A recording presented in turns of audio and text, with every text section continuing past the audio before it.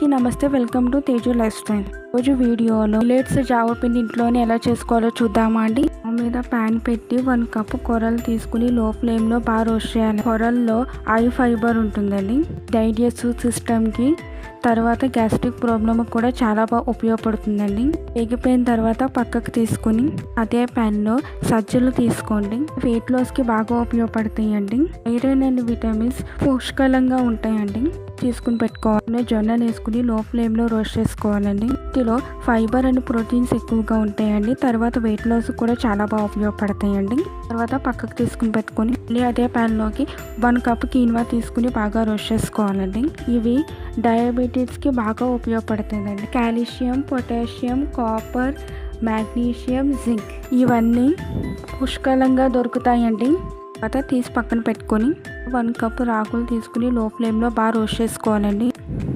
I protein and calcium increase haemoglobin levels.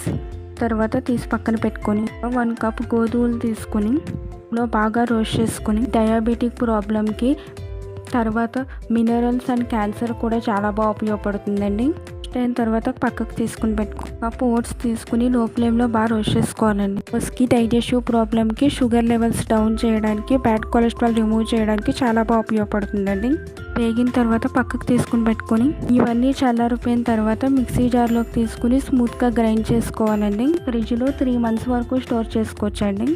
Java తయారీ విధానం చూలోకి మనం తయారు చేసిన ఈ మిల్లెట్స్ పిండి 1 స్పూన్ తీసుకోవాలి. 2 to 3 స్పూన్స్ వాటర్ యాడ్ చేసుకుని ఎలాంటి ఉండలు లేకుండా బాగా కలుపుకోవాలండి.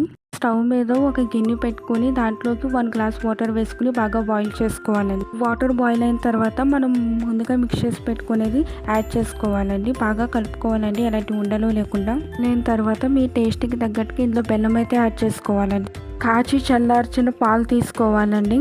బాగా మరిగిన తర్వాత మనకి రెడీ అవుతుందండి. మనం సర్వింగ్ గ్లాస్లోకి సర్వ్ చేసుకోవచ్చు. మీ అందరికీ నా వీడియోస్ నచ్చితే కనుక లైక్ చేయండి, షేర్ చేయండి, సబ్స్క్రైబ్ చేయడం మాత్రం మర్చిపోకండి.